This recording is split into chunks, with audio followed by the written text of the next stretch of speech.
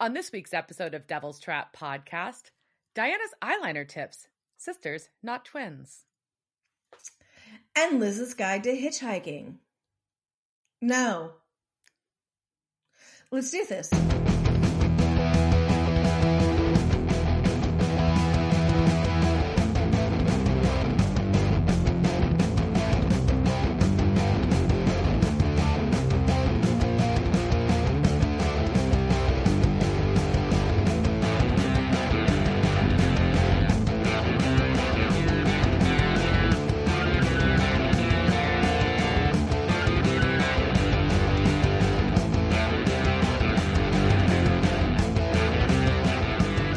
Welcome to this week's episode of Devil's Trap Podcast. I'm Diana. I'm Liz. And we're going to talk about Season 10, Episode 10, The Hunter Games. Yep, that's what it's called. It is. That's the name of it. Yep, that's what they named it. I'm not going to tell you what that's a reference to. What have you been up to? Someone thought they were being clever.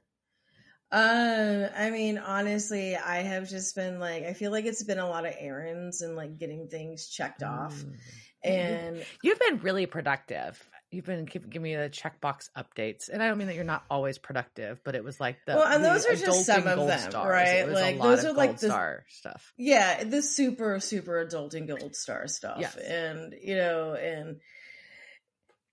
doing things. Nope, not going to talk about what, I mean, nope. It was what can I talk about? Don't want to talk about that. Don't want to talk about that. Don't want to talk about, no, things are, taking care of business. I've been doing a lot of self-care stuff. And Lyra started up again. So we were doing these fun things in class where we did one called the rodeo, and I sent that to Diana, and that is what it sounds. So if you look up aerial hoops, you'll see there are different, you can have hoops that have 0 tabs, 1 tab, or 2 tabs. And that just means how the strop or the rope or whatever is hanging that hoop from whatever it's hanging from is connected to, right?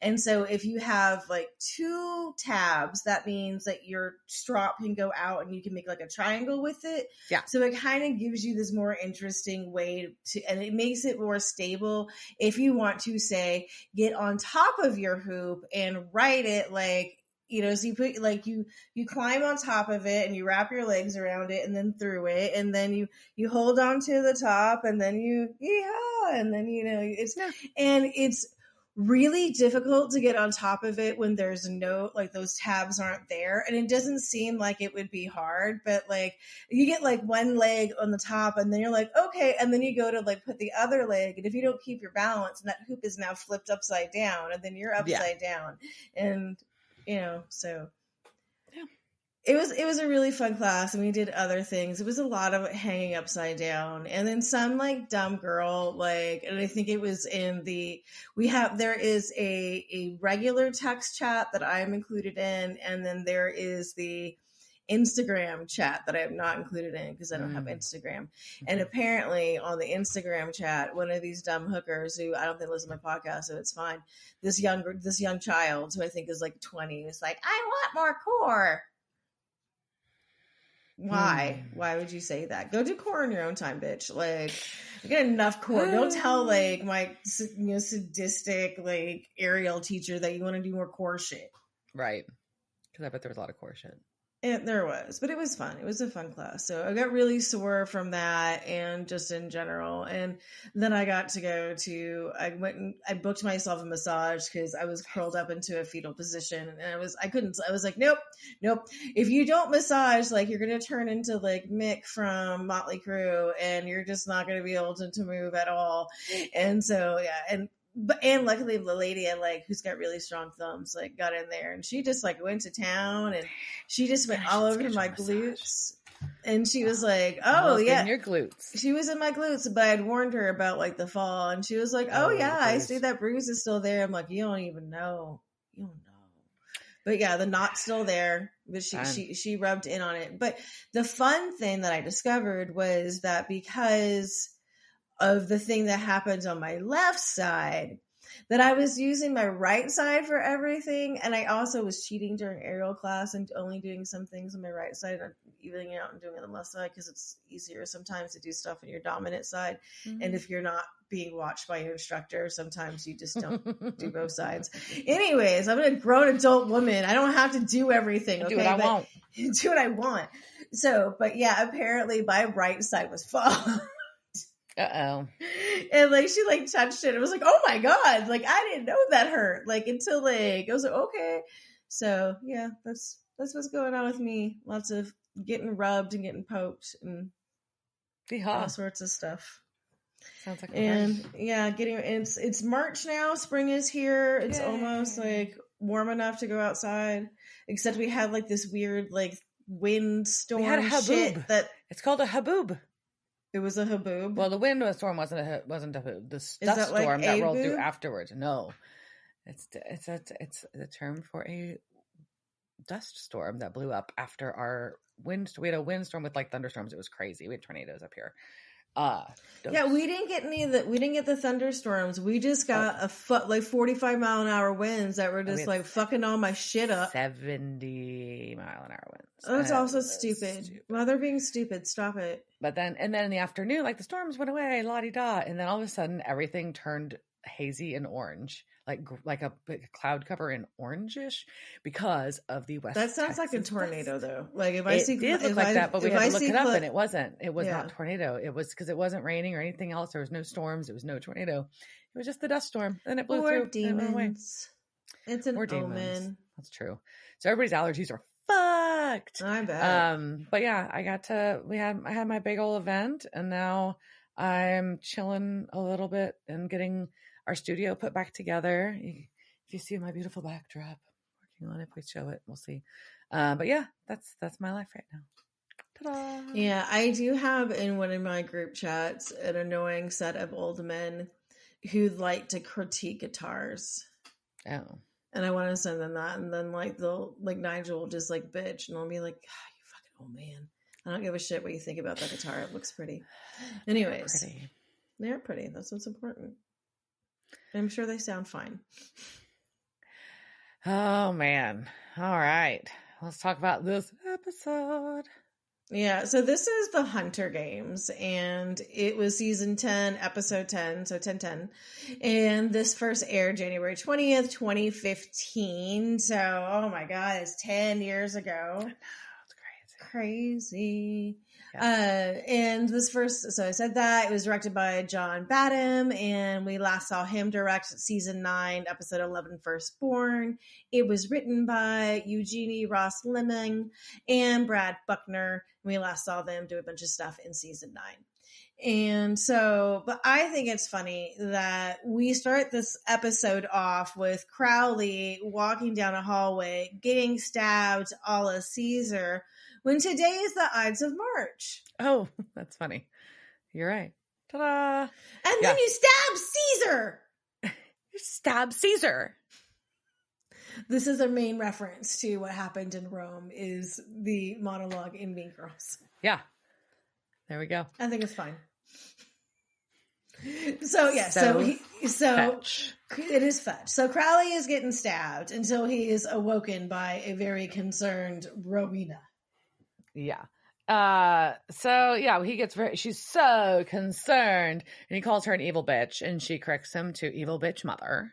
And he leaves, and she pulls out her hex bag. So she's obviously influencing this dreamscape.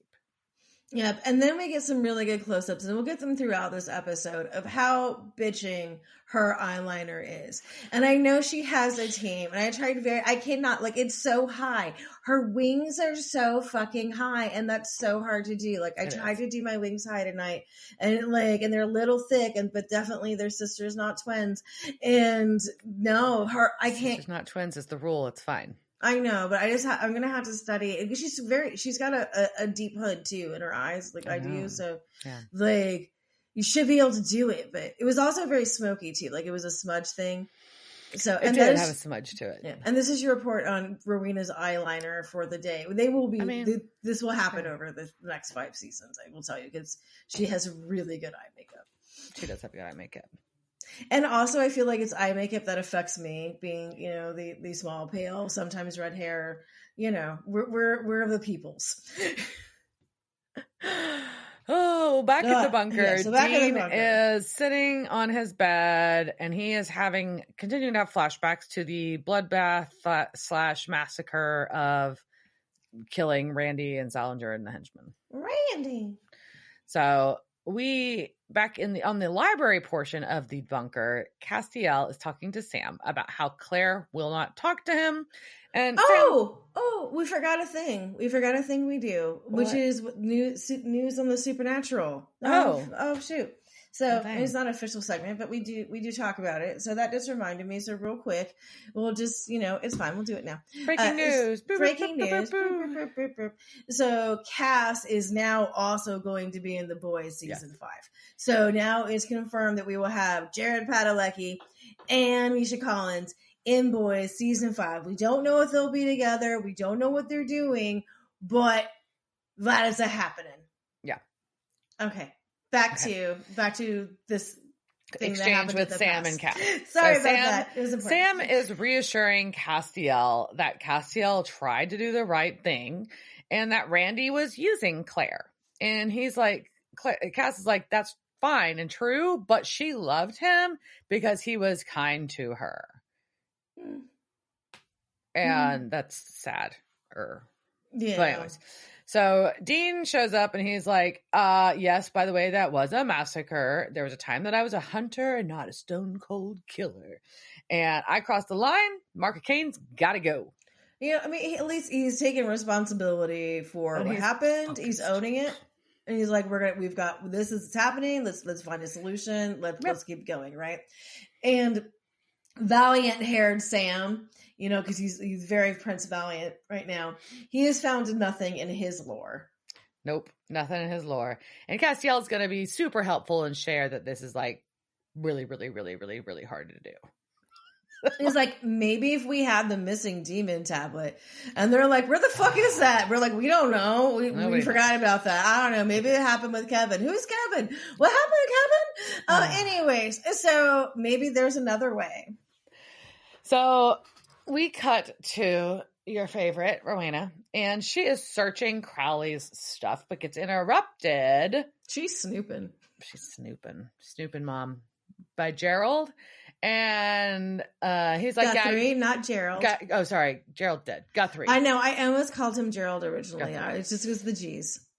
It is. Yeah. So Guthrie is like, that's cute. You're not supposed to be unattended. And she's like, oh, oops. Okay, fine. I'm looking for snacks because I don't like the food. And none of the demons have to eat. So they can't really like argue with her. It's kind of a thing. Yeah, but he's also saying it in like a snooty way. He's like, well, I wouldn't know about the food because I'm a demon and we don't eat. So I want to eat for funsies. I know, like that doesn't seem like a good, but sometimes Crowley eats, right? And so I don't know. So, but poor Guthrie is also very afraid of displeasing his boss, right? And so he kind of like takes her like, I will put a good word in for you thing.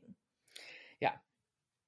And Crowley shows up and she's like, oh, as Guthrie leaves, she's like, oh, you need to look out for him. And he's like, I don't know about that. So you need to worry about backstabbing. And he's like, that's what you said about Gerald. And she's like, see? Yep. And so he calls her out that she's trying to fuck up his operation. I'm like, she's trying to fuck up his ops. And she's like, no, I'm proud of you. I'm not going to apologize for being a career woman and abandoning you. I mean, she's not wrong. She had shit to do. She had to run away from the Grand Coven, right?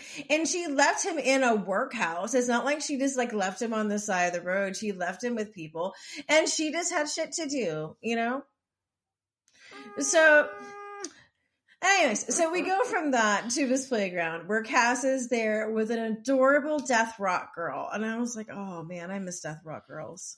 Yeah, she had a really good neon hairdo. There used to be this Death Rock festival in New York. It was choice. It was so good. Anyways, all right. So she's there and she also has a child-looking angel, which are always the creepiest angels. They are. And Cass is waiting around and then Ingrid arrives from heaven with a prisoner. And she... Wait, what happens to the... Now just like, wait, child like an angel. So is that like a child vessel that said yes? And like, so is this child just like not growing up? Like, did they... Or maybe this is a normal child and it's the angel... playing with it? No, it's an angel. Rock? Oh, no. Anyways, all right. So Ingrid comes through and she has clearly brought Metatron into Hood. Like, nobody is like, what? You're not fooling anybody. He must be returned intact. Yeah. Obviously, it's Metatron, because who else looks this dumpy and lives in angel prison? So they take him away to the pimp mobile, and Sam is there. And he's already running his mouth, because of course he is. He's fucking Metatron. So we get Metatron running his fat mouth the whole episode. Yep. And Sam is there, and he just looks pissed. Oh, yeah. Yeah. So back at the bunker, they've got Metatron in their file dungeon, because where else do they put people? And Sam wants information, and Metatron's going to be snarky about it. I'm not going to quote him every time because he's snarky as fuck and says a lot of things. But Sam's like, no, I need to know how to remove the mark of Cain from Dean.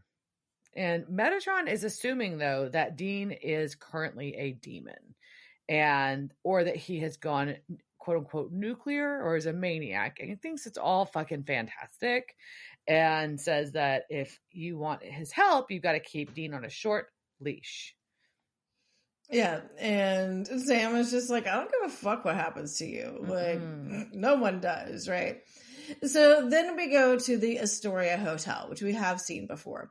And there is Claire with her little cute braids in her hair. It's so dope. Super cute. So cute. So cute. And she's packing. And Castiel's like, what are you doing?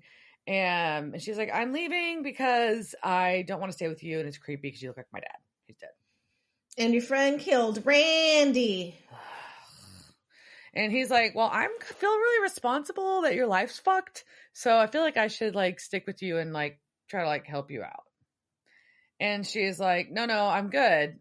I don't need you around. And that doesn't matter that Randy left that creepy motherfucker alone with me. And it just, Dean's a monster, so it doesn't count.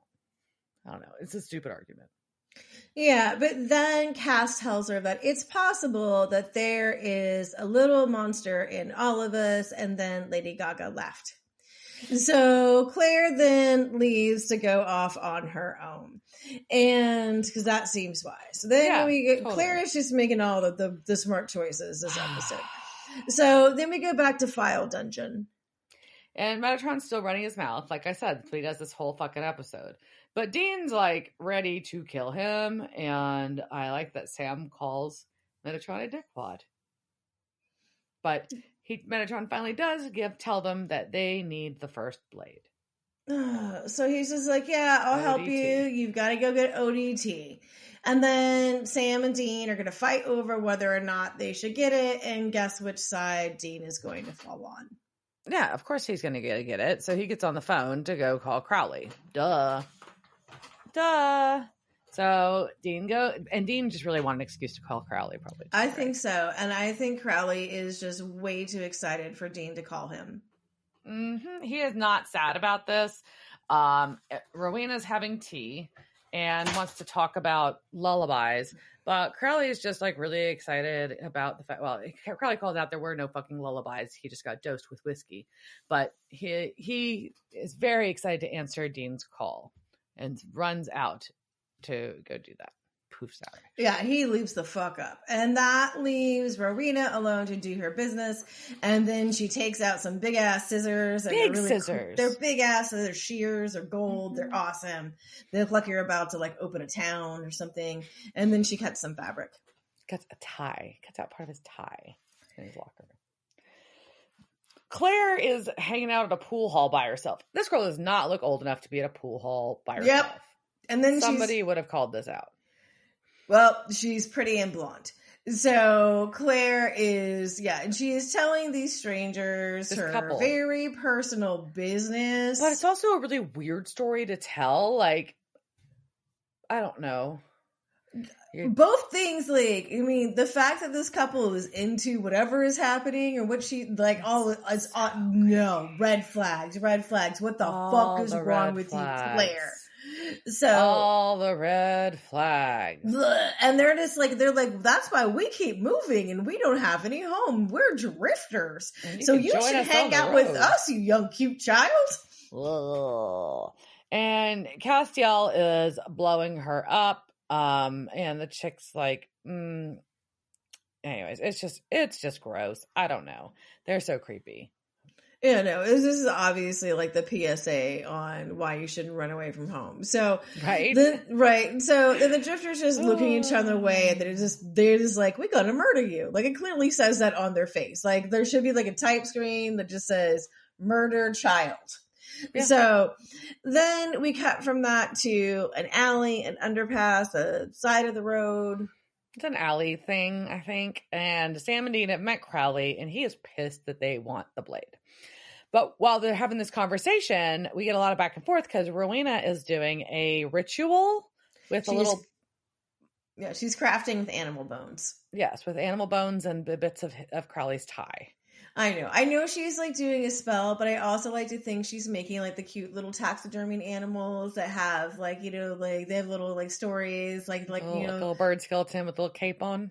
Yeah, or like the ones that like they make. There's an artist in San Francisco, and she like makes like different. Like she puts like the alligator head with like the mouse body, and then like it'll be in like a Renaissance outfit, and it'll be like a prince. Anyways, that's what it looks like she's doing. So, it looks adorable. The spell is really cute and crafty, and I would do it. And I do know where to get those bones. Something from her spell makes her able to like fly and go see where Crowley is, and so she's able to go eavesdrop through her, I guess, her little bird spirit bones. Yeah, well, she calls on Titania, who is the fairy queen from Shakespeare, and her eyeballs also go white when they do that. That's how you know, but she's astral projecting through her fake bird. That's what it is. It's astral projecting through the bird bones. Yeah. She becomes a bird. Really cool. So she flies out to where he is, and she can overhear this conversation. So now she knows what the fuck's happening. And Crowley is bitching about why the fuck does he need to go get the most dangerous weapon on Earth for Dean Winchester? And that's when, he thought they were going to get to go for a beer. And this is just a death sentence for him and his kind if he helps out the Winchesters here. And Sam's like, no, not really. This is fucking good for you, because then the mark will be gone, and so the blade will be useless after that. Ta-da! Also, watch my long hair when it's wet. And now you appreciate it. Like, while you thought it was sad when it was in the weird Prince Valiant way, now that it's all wet, it's super sexy and hot. And I appreciate them, like, putting them in a fake ring to make his hair do that. So, Dean promises to keep it all together. Yeah, because if he doesn't, he's got to do this because the body count's just gonna get higher if they don't get this fucking mark handled. So please, please, please help. And Crowley's like, sure, the blade's in the crypt with my bones. In Guam. Yeah, and Rowena's why they're in little Guam, we don't know. Yeah, it's a very random place to put them. But Rowena's little spirit bird spy flies away. And she pretends that she is sending a message to Guthrie. But she wants to talk to Guthrie, but Guthrie is just super unimpressed with her. And she's like, look, I hear that you don't like this, but you remember what happened to Gerald? You need to fucking help me out because you used to be a crossroads rape demon. That means you can travel and you need to go do this for me. She also said that she noticed that on his resume. So, like, is she thumbing through his resume? Is there a demon LinkedIn? Is there a demon files, like the personnel files? Is it a personnel file? Like, does it have, like, where they take all their resumes? What is their interview process like? I'm very curious about this. Yeah. I love demon HR. I don't know why I love the idea of bureaucracy in hell so much. I do too. That concept in this hell is so good. So it's bureaucracy in every hell. I mean, I think Beetlejuice nailed it, and then a couple other places too. Like, it's just, it's so fun. So, all right. So we've got Demon LinkedIn. Then we go back to the bunker where Cass is being an alarmist. Yeah, he is like not happy. And about this plan with ODT or talking to Crowley or anything. So, but Dean's like, look, we don't really have a fucking choice. I am at the trifecta. I hear evil, I see evil, and I do evil.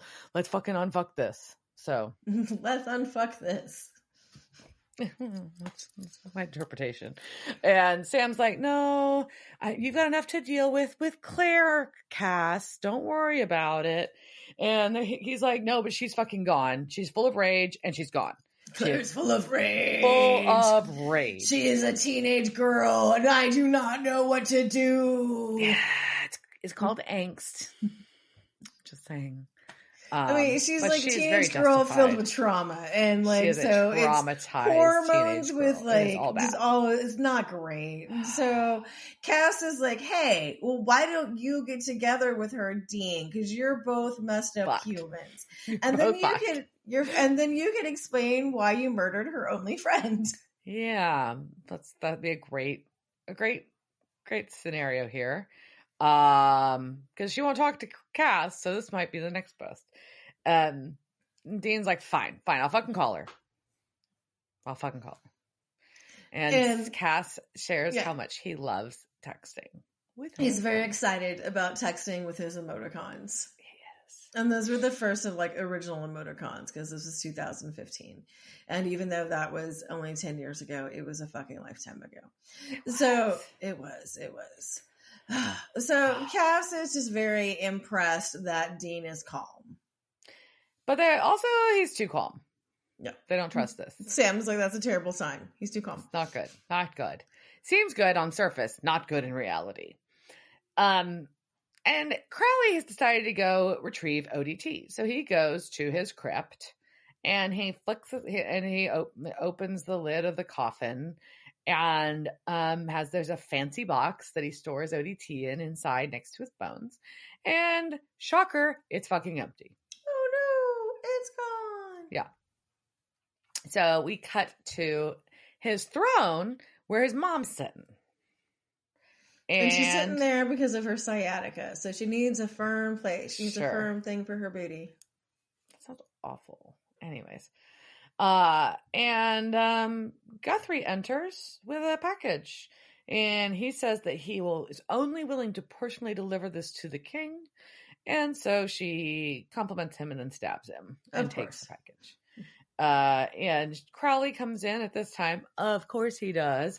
And she's like, I totally caught Guthrie inciting your people against you. Oh no. Yeah, she plays the overly dramatic card. Mm-hmm. And so she's just like, I had no choice. He was attacking me. And then Crowley's like, well, I had this dream where Guthrie was attacking me. Isn't that weird? Mm-hmm. And she's like, yeah, also, what's this about the Winchesters and some blade? And oh, by the way, what's this? Oh no. Here's a blade. That's weird. Oh, are those Winchesters the Hunter Winchesters by chance? I don't know. That'd be crazy, right? Yeah. Huh. Yeah. She is playing everyone. No, she's just playing Crowley. I don't think she's really playing. I mean, just kind of. Well, she kind of played the other demons. She plays everybody. But anyways, she's just like, who do you have left to trust? So then we go from there to the woods, to the campfire where our drifters are at with their trailer, and Claire has gone with them to the woods. God damn it, Claire. Claire, you can, look, I get it. You can play pool with them and have a beer and feel cool for a minute, but you don't go to the RV. You don't leave the fucking pool hall. I don't know how Claire's not dead. So anyway, the drifters are telling this fantastic story about how they got caught squatting. Yeah. When Claire listens to a voicemail from Dean asking her to meet. Yeah. And she's like, meh, I don't know about that. And then she basically like thinks about, Dean slaughtering Randy and everybody again. And Britt and Troy are like, oh, you should totally go talk to Dean. We can beat him up or kill him. But they don't really say it that way. They dance around it. And so enough that dumb little girl Claire is like, this is a great idea. Yeah, and she smiles in a really creepy way that makes me wonder if she's a psychopath. So, would you be shocked at this point? I mean, no. I mean, I don't know. So, very traumatized young woman. Yeah, things aren't great. So then we go to the bunker and it's sandwich time. Bunker sandwich time. And Dean's in the kitchen and Crowley calls him and it's like, I got the blade, but I'm going to hold on to it for now. So get back. So that means you have to call me again. So I'll talk to you later, Dean. Love you. Bye. So then we go from that back to our file dungeon. Yeah, because Metatron wants to tell him, Dean tells Metatron, we have ODT. And Metatron's, that's cool. I'm lonely. And I figured out that you need me because you need to get rid of the mark. Ta-da. So I'm not going to give you any more free tips. Everything's going to cost you. And there's a lot of tips that you need to make this work. So Dean's just like, fuck this noise, and I'm going to pull out the angel blade, and I'm going to torture it out of you, even though we all know torture does not work. But he's going to do it. And he's like, just tell me what the next step is. I mean, also, though, it's also a very desirable thing to do to Metatron, because Metatron is... No, you want to. You want to hurt him. But it's still, maybe you're not going to necessarily get the truth that you're seeking. I'm just saying. So, but Meta is just being a dick and denying him. So bad. Metatron is so rude, and Dean starts listing all the horrible shit that Metatron has caused, from from stealing Castiel's grace to casting out the angels to Gadriel killing Kevin with Sam's hands to the Angel War and then killing Dean. And Metatron kind of flips it a little bit and mocks his morality being judged by Dean Winchester.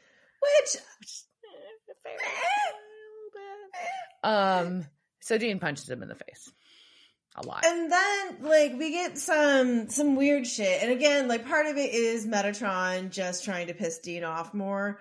But also part of this is a kind of an interesting thing about where he's grossly encouraging him to go dark side, right? He's like, go deeper. And but basically saying that what is making the mark more powerful too is that darkness. And if he got that energy was so big just from murdering human beings or whatever, what happens when you beat the scribe of God? And so how much more is that going to intensify what's happening, right? So I think that's just canon wise. I think that's interesting. It is interesting. And so it's if, doing harming a human or a demon fucks you up, harming an angel fucks you up worse. Yeah. So anyway, so it's, but he also calls him Bucko, which is annoying. Which also pisses him off. Right. So Cass and Sam are like, oh, I think Cass is like, I'm going to go look for Claire. Oh, wait, where the fuck's Dean? Ruh-roh. And so they run and find him Metatron getting beat up by Dean. Yeah, but Metatron is still blah, blah, blahing about Dean. Talking. And he's still being stubborn. And so you're kind of we'll keep punching him. But, but then Dean takes the blade and he starts cutting. And then I'm kind of couldn't Metatron not be killed? But, was that just before, before times? When he was gaudy. So now he can be killed with an angel blade, a regular angel? Okay. I think so, because he's not as god. Remember, he had all that extra god power. He was all powered up, and finally anyways, yeah. So, but he says something that says, "Behold, the river shall end at the source." I think that's a Jimmy Cliff lyric, but. And then, so he says that Dean's cutting on him. Sam's beating on the door. Then then Cass is just I'm going to smite this fucking door. Yeah, he smites the door, blasts that door open, and he's like, I gave my word that I would take Metatron back unharmed. And that's my word in heaven. And that's I've got to take him back. Sorry. Yeah, I want to go back to the smiting just because of the effect of it. Yeah. Like, if you like, they really was. I think it was the idea of like going, like, Cass's power of going into atoms and like breaking them apart, but like the door like breaks apart into all these like little wood chipper pieces, and I'm surprised like they're like Dean getting a lot of splinters. Like, I thought that might have happened, but then like all the wood just goes everywhere. So now the file dungeon doesn't have a door. It's like they are standing on the other end of a wood chipper. How much wood could a wood chip? But Metatron tells them, if before you ask for my help again, I'll choose death. So Metatron is no longer open to assist. Apparently, like he was open before. I'm just like, fuck off, Metatron. It was all bullshit. Fuck you. I hate you. I'm sorry. Like, I know that's reject, but just whatever. I really like. He makes me feel like a 5-year-old child. Like, I fucking hate you. Man. No, he does. He gets that reaction because he's so immature and so also like so goading and like weirdly egotistical that you do feel that way about him. It's like you get like the because he twists everything and comes back. It's like, well, hey, Metatron, you did all this fucked up shit. He's like, well, you did more fucked up shit. Bleh. It's like, well, yeah, maybe, but that doesn't make your shit justified either. Maybe I should own my shit. I don't know. It's just like he doesn't own anything. He's just, I mean, that's why he's such an amazing actor. Like, it was just like, it makes you, I hate you so much. I know. Hate you. So all right. So we go back to the table, and Dean brings up like that he's got rivers to cross. I mean, sorry. So he's got Meta said the river was the end at the source. Yeah, and Dean's like, look, I was gonna kill him. I wasn't able to stop myself. And thank you for the beer, Sam. Alcohol will help this. Yeah, and Sam's like, of course, duh. And Sam's like, well, Kane live with the mark, and I know the pull's really strong, but maybe the powerful force that we need here is you, Dean. Are you the maybe the force is in you? Maybe it needs to be inside. What? I don't know, but what about Kane? Bring my hot daddy back. Okay, so then Dean's phone rings again. And it's Claire. And she wants to hear his side. Because Cass trusts him. Yep. He says this while Tony and Britt eye fuck each other. Ugh. So Dean drives Baby by himself to go meet her at this park bench, which has an RV parked across the trail next to the park bench, really awkwardly. No, I mean, that's fine. Like, campsites have that. Campsites have benches. If you're camping, like, and you're hooking, that's not weird. I thought it was a weird setup. It looked like the RV was parked across the trail. That's what I thought was weird. Yeah, I don't know. Like, but also they could just be parked wherever because they're trashy. So Britt has got a bat. And she's in the bushes hiding on one side. Tony's creeping around in bushes with an axe. Dean's like strolling over to this bench and sits down while Claire watches him from the RV. And when she realizes that creepy ass Tony has an axe, she fucking yells out. And Dean. So she yells no, which alerts Dean that the ambush is happening. But so why are you doing that, Claire? Because then, like, he overpowers Britt and Tony. What the fuck is wrong with you, Claire? Have you met Dean Winchester? No, have you seen him? About this. Did you see Britt and Tony? And then you saw he killed like 17, like how those people, Randy, throw all that shit. And you're like, Britt and Tony can take him. What the fuck is wrong with you? Yeah, sorry. It's all bad. And so Britt gets.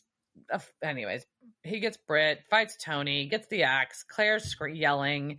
He puts the axe into the bench and doesn't kill either one of them, and Claire runs off crying. Stupid situation and scene. Yep. So later on, Cass finds Claire walking down the road by herself. Yep, and this road apparently is one of the most haunted roads in America. Oh, so, yeah, interesting. That's not your lore. I know you thought that was going to be a lore cue, but it's not. Interestingly, apparently, he tells her that he can pick up and track anyone that's prayed to him. And she's like, I haven't really been praying to you. And he's like, or any kind of like longing or sense of whatever. And I think he's lying. But I don't know. Maybe not.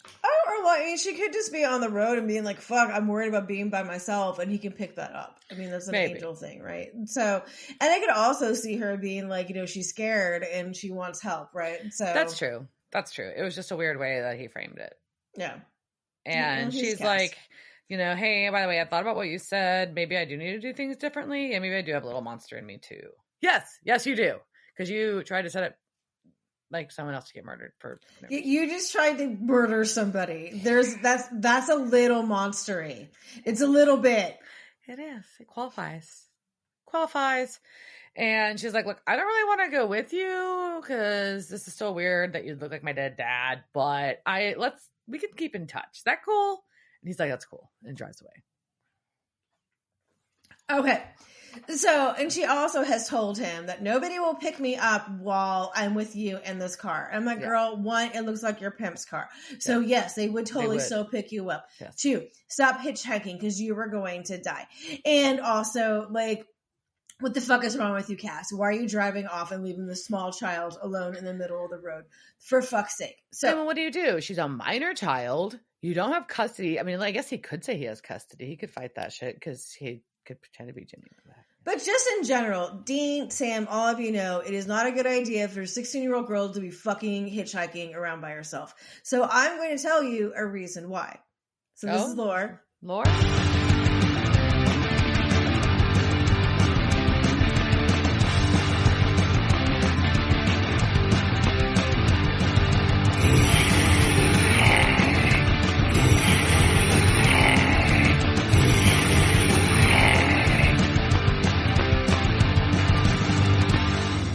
Because we finished the episode, so we're going to talk about Lore. There we go. And trigger warning, this story is fucking awful. It includes murder, child sexual abuse, and not being believed by authorities. And it really makes me angry and furious, and it happened 50 years ago. But, so I was looking up, like, trying to find actual hitchhiking statistics, which are very difficult to find. And there are some weird, like there's some ways that it's tracked, but it's not an easy thing that's done. And there's this whole thing about this highway serial killing initiative that the feds had in like the early aughts after like apparently there's like hundreds of like unsolved cases that involve like serial killers that are like stalking the highways, like being truck drivers. Huh, fun. So, but I mean, realistically, if you look statistically, it's really not that dangerous to hitchhike. And so I'm going to tell you that just from a statistics standpoint, really, it's not that bad. However, statistics is really a bitch because when you're the one person like that it happens to, well, the statistics don't matter anymore. Yeah. And so this is what can happen. I'm not doing this as a scare tactic. I'm just saying, you understand the things that happen and then you make your own risk model based off of that. So we're going back to the 70s. On July 16th, 1973, a battered and bruised 16-year-old girl named Mary Ellen Jones, which is still unclear if that is her name or an alias because she was a minor and she used a different name. You'll see why. So she went to the Fort Lauderdale police and she told them that she had been abducted along with this boy named Mark while hitchhiking by a man calling himself Eric. They had gotten into the stranger's windowless white van and went with him to his house. He told them that he needed housekeepers, and he seemed non-threatening and harmless. Outside from the front, the house looked really nice. It was blue and white stone, so it's really good. Things took a turn once they got inside the house when the man pulled a gun on both of them, forced them into a padded room with chains and horrific devices, and ordered them to perform sexual acts on each other while he watched and took pictures. At one point, the man had put down the gun, and Mark seized the opportunity and leapt onto the man, but lost the struggle. The man then murdered Mark with multiple shots. He spent the next couple of days sexually assaulting and torturing Mary Ellen while forcing her to watch him dismember Mark and then cover his remains in concrete in the shower. Then later in the middle of a Monday afternoon, he drove Mary Ellen to the Fort Lauderdale beach, making her ride on the floor so she wouldn't be able to remember the way, telling her, "A life for a life. I've taken a life, but now I'm going to give you your life." Then he threatened her and her family's life if she went to the police. After listening to this horrific story, The police phoned Mary Ellen's family, who told them that she was a pathological liar and not to believe a word she said. Her mother went to a local travel agency, wired $73 to get Mary Ellen back home to Frankfort, Kentucky. And so Mary Ellen went back to Kentucky, and the Fort Lauderdale police went back to Bikini Control. Damn it, that was a really good line. I'm going to fuck it up. I'm going to say it again. So Mary Ellen went back to Kentucky, and the Fort Lauderdale police went back to Bikini Patrol. Said it. The "b" and the "p" were really hard. I didn't think about that. So, come July 21st, so about a week, 6 days later, I guess, the Metro-Dade police got a call from Mrs. Sheila Holt saying, "I think there's a dead man in the garden next door." Mrs. Holt had run outside to get her laundry down from the clothesline before it got rained on when she noticed her weird little neighbor, Albert Brust, on his chase lounge, not seeming to be bothered by the storm. Then her son told her that he had been on that chair for over 24 hours. I believe also his eyes were open and it was raining. I believe he may have been like a chicken or the turkey in the rain with his head just open. So the guy's a dick. I don't, it's fine. So the police burst into Brust's home. I don't think they burst. I just wanted to use that alliteration. Yeah. They get into the house. They follow the smell into the bathroom where the shower was sweating fucking blood. No. That's fucked up. That's some fucked up shit. That's some horror shit. Also, the walls of the bathroom were decoupaged with Elvis porn and 2 life-size male nudes. Someone got artistic in their bathroom. So then they found a steel door in a spare bedroom, which was a 4x8 chamber insulated with cinder blocks and 6 inches of foam. It was lit by black light, which sounds like an awful idea, and had a bunch of whips, chains, and padlocks, as well as quote-unquote obscenities scrawled on the wall. They found a saw, knives, a handgun, a pair of women's panties, a sex apparatus, brochures, and a narcissistic diary detailing all of this man's unoriginal thoughts about his fantasies and BDSM and the Marquis de Sade, all while whining that he was so fucking sad that he was still a virgin in his 40s. Honestly, not surprising. He was an unpleasant human being. His neighbors called him a chronic complainer. He hated loud music, children, and barking dogs, which made up most of the neighborhood. TLDR on this dude, he was born in Brooklyn in 1929. He was in trouble with the law by the time he was 16. He was still in high school at the age of 21. Can you imagine that? That's crazy. Like, I have nightmares about that. I have literal nightmares about that, but like, damn. So, but then he had to leave because he had to serve 3 to 10 for aggravated assault and grand larceny. He served about 6 years in the prison at Dannemora and at the Great Meadows Correctional Center at Comstock in upstate New York, where he learned to weld, machining skills, and also studied math. He told everyone he became a calculus master while in prison, but he never even finished his correspondence work. And the registrar said it took him way too long to finish his algebra and geometry courses. So he was paroled in 1957.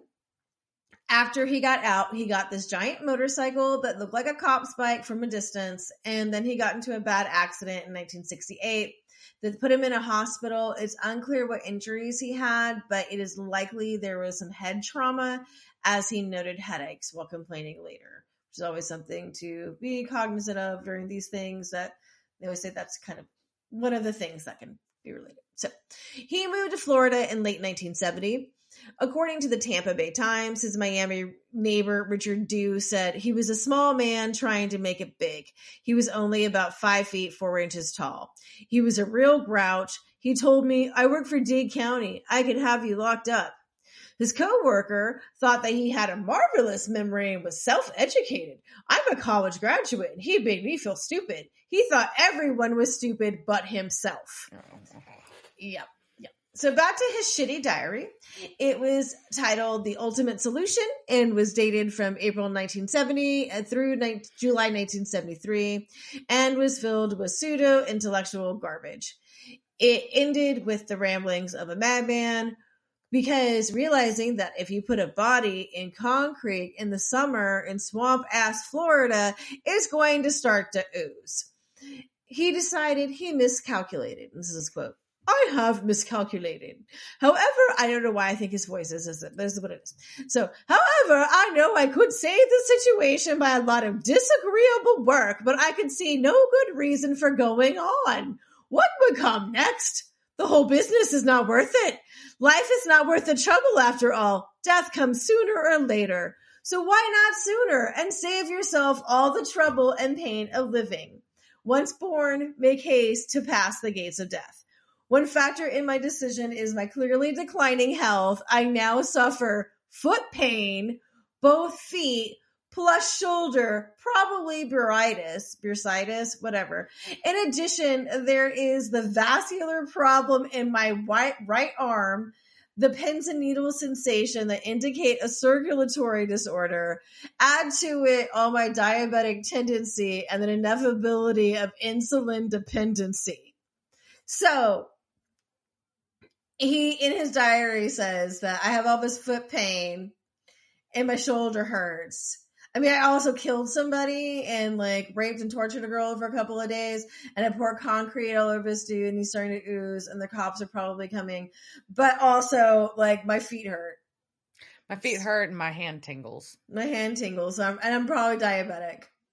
So he mixed chocolate milk and cyanide and killed himself. And that's how he ended up for poor Sheila to find him in the backyard. The cops then did find Mark's body and head under 3 feet of concrete in his shower stall. His hands and feet were found. Words get back to the Fort Lauderdale police, who realized that this terrified, beaten up girl that showed up in their fucking police station was probably, telling the goddamn truth, right?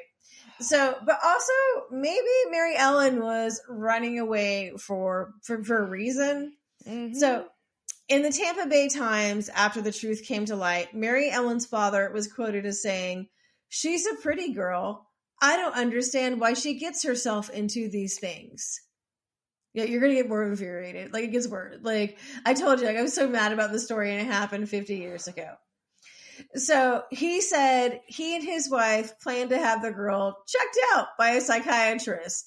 I think she realizes her mistakes now. Yeah.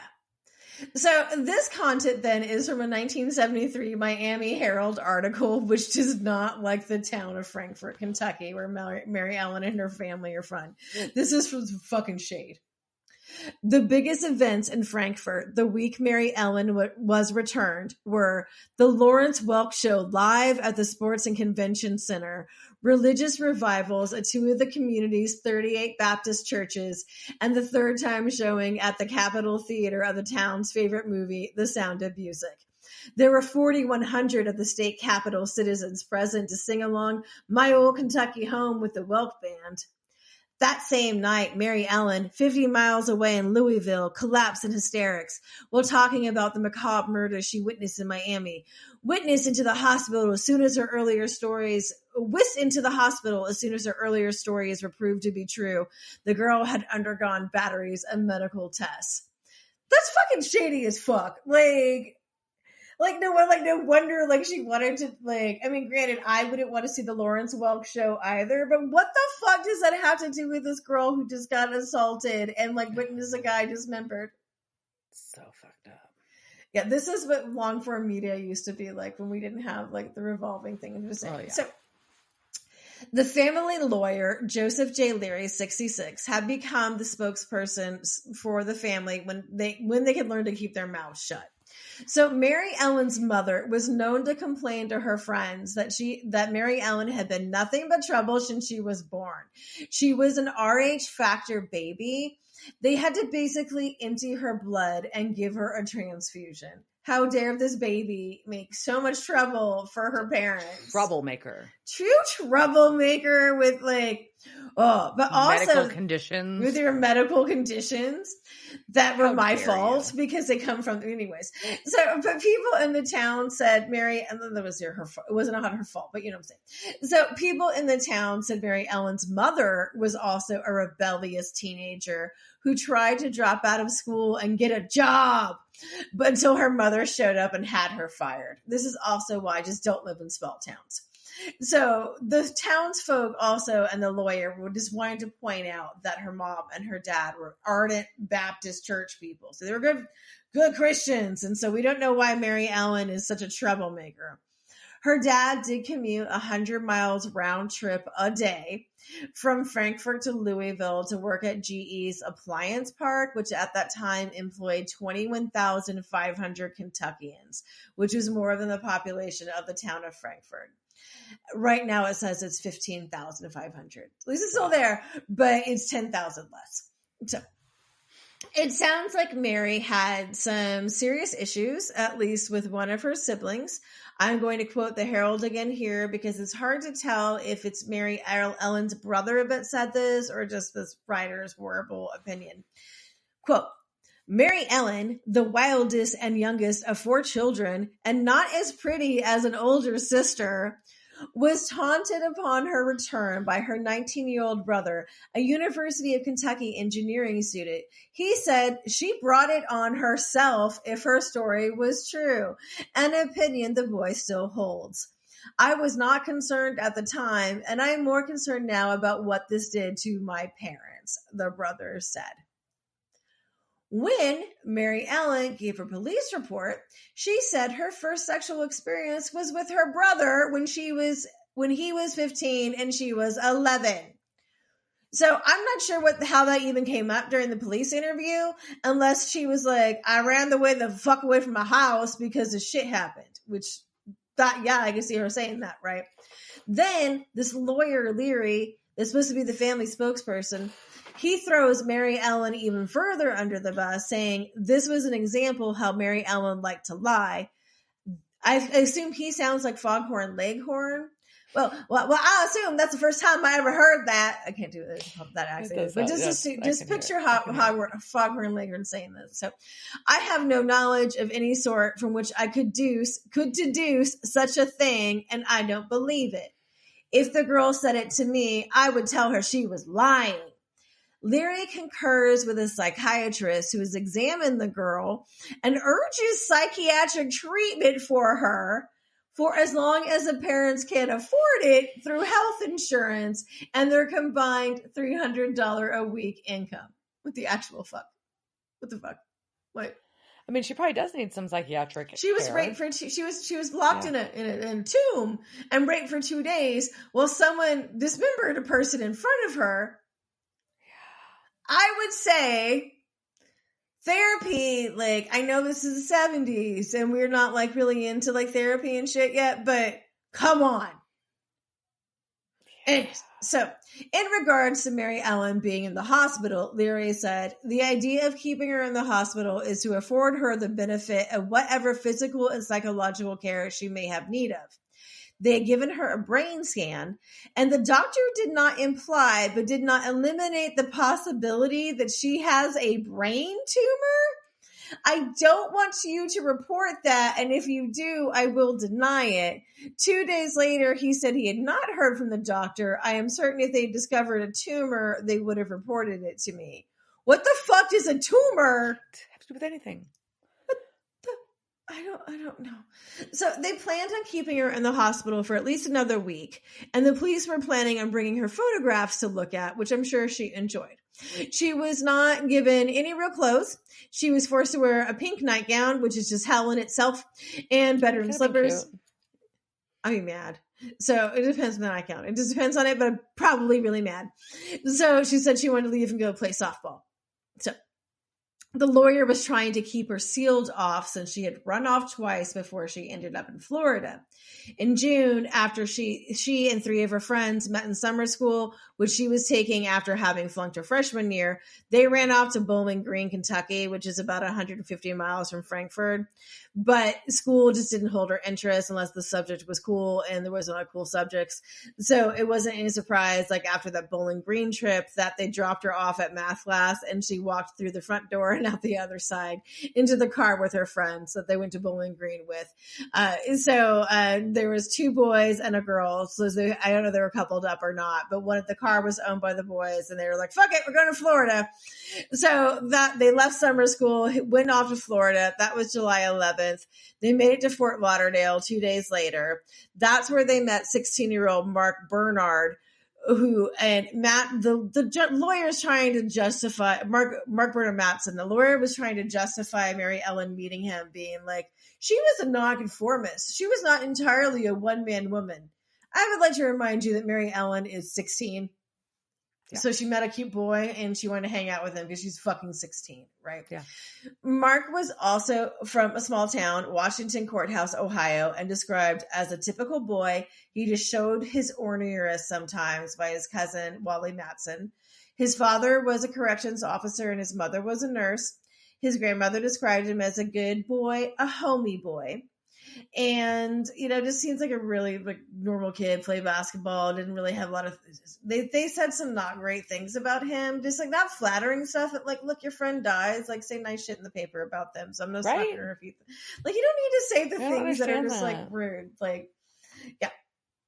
So his parents, had just made it to Fort Lauderdale to conduct searches for him after they heard a Kentucky girl said she had Mark's wallet. And I'm not sure if they heard that from Mary Ellen. If she tried calling them to try and get her story heard and they didn't believe it, or if the police called and told him. But so they came to Fort Lauderdale, looking for him. But when they got there, that's when he'd just been found in the concrete. So Mark's father was at least proud that he tried to protect the girl, and he was a man about it. Yeah. Which is really sad. But so in the autopsy on Brust, the Dade Medical Examiner's Office found no physical cause for emotional or mental illness. Cool. They cremated him, whatever. I'm not going to about it. So, but I also don't know what happened to Mary Ellen. I hope she got to live a good life in somewhere, but she's happy. With people that believed her. With people that I hope she loved her. Your family, sorry, Mary Ellen, but your family sounds kind of shitty. And I hope you found some good people and you had some good times. For real. Yeesh. But yeah, so don't hitchhike. I don't care what the statistics say. Yeah. You can, and also don't get into fucking vans without windows. Yeah, I think that should be known by now, right? Yeah, I would hope so. But I mean, yeah, it sucks for Mark, and and also just in case they do think that's the only murder this virgin committed. He was locked up for a lot of his life, and then just kind of was a small, lost his mind, and then did that. Yeah, small dude who just never fucked anybody because it's kind of like the 70s version of an incel, I think. And just gross, but. Yeah. So don't get in cars with gross people. Ew. All well, right. So we don't have a ton of casts, but I've got a couple. Yeah. Casting couch. It's the casting couch. Were they on that show that time with that guy? La la la la la la la la la la. A couple folks for our casting couch today. Tony is played by Bradley Stryker. He's been in episodes of Mad TV, General Hospital, Angel, The OC, Arrested Development, CSI New York, Smallville, Fringe, iZombie. He was on a few episodes in a row. Van Helsing and 911 Lone Star. He was also Eddie. Oh, go ahead. No, you go. I thought you were not. No, Eddie in Terrifier 3. I was say his name sounds either like he's an action figure, a spy, maybe Bradley a porn star. Stryker. I'm Brandon Stryker. Yeah. Yeah, and he just looked kind of familiar, and I was like, I just know he's been his a lot. stuff. He's been a lot of stuff that we watch. For sure. And then Britt was played by Celia Reed. She's been in episodes of Almost Human, The Magicians, and she was in a few episodes of Arrow. Cool. So that's what we got. So I think for this week, I think this episode is really and last week really kind of started it, and this week's really driving it. I was gonna say, like, I was like, oh, you thought last week's episode was weird? Wait until you get a load of this week's episode. Yeah, no shit. No, for real. But I think that what it's now like more clear to me, I think, is we're driving that the theme right now for I won't say for the season, but this arc that we're on right now is all about getting rid of the Mark of Cain. So that's what we're on. Part of it. I mean, I think we've got that, and then we've got like Metatron, and also just like kind of like what the Mark represents too. Like we've got morality, we've got and like, you know, family, and what does it mean when you leave things? We've got this whole like new Claire and Cass situation, and Rowena and Crowley, and yeah. So we've got those are like new things, and honestly, like I just looked, you know. No, I don't even want to watch next week's episode. Oh, great. Don't tell me that. Sorry. Boo. But yeah, next week's episode, we're going back to Bummerland. And like this episode wasn't a bummer, and I don't think last week's was. They were just weird. They're not particularly like, I mean, they're not great. I'm not joining. Yeah, and I think that's part of the issue, right? It's so human, and it makes it hard. It makes it harder, which is, you know, I'm sure a thing like it's. Like for me, like it's so much. You don't mind monsters. You just hate shitty humans. I get it. I hate shitty. Like it's so much worse. Like, you know, it's so. We were talking about shitty humans before we started recording. I feel you. Yeah. So it's, I don't know. It's a lot of. And Sam's hair is at least it was hot when it was wet. I don't know. Rowena had good eyeliner. She did. So that's about what I got to say. All right. Anything else? No, that's all I got. All right. Cheers, Derek. Cheers, bitch. Devil's Trap Podcast is a Don't Get It production. Meow. Devil's Trap Podcast is part of the Ship It Studios podcast network. Thanks for listening to this week's episode of Devil's Trap Podcast. You can follow us on Instagram at Devil's Trap Podcast, Twitter at Devil's Trap Pod, or you can email us at devilstrap@devilstrappodcast.com. Don't forget to subscribe, leave reviews, and share with all your friends. We're at all your favorite podcast outlets and at devilstrappodcast.com. I'm Babe. Thanks for tuning in, and we'll see you next time.